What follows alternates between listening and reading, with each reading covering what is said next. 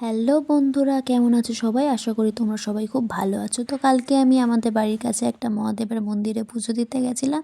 তো এটা কল্যাণপুর স্টেশনের ভীষণ কাছেই মন্দিরটার নাম হচ্ছে বদ্রীনাথ। আশা করি অনেকেই জেনে থাকবে।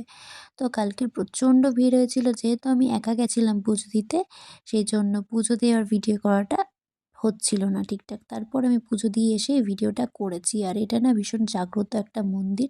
মন থেকে কেউ যদি মহাদেবের কাছে কিছু চায় সে অবশ্যই পায়। আর এই যে দেখতে পাচ্ছ এখানে দোকান দিয়ে প্রসাদ কিনেই ভগবানকে পুজো দেওয়া হয়। আর এই যে সাইডে তোমরা দেখতেই পাচ্ছ অনেক, দেখো এই যে ঠাকুর আছে, এই ঠাকুরগুলো হচ্ছে গোপাল, সখী আরও অনেক রকম বদ্রীনাথ দিয়ে যায় এরকম কিছু ঠাকুর, যার যা মনস্কামনা থাকে। আর এই যে দেখতেই পাচ্ছ নন্দী আর মহাদেব। তো মন্দিরে ঢোকার আগেই মোটামুটি এই নন্দী আর মহাদেবকে দেখা যায়। আর মেন যে মন্দিরটার ভিডিও আমি তোমাদেরকে অন্য কোনো ভিডিওতে অবশ্যই দেখাবো। ঠিক আছে, চলো ততক্ষণের জন্য টাটা।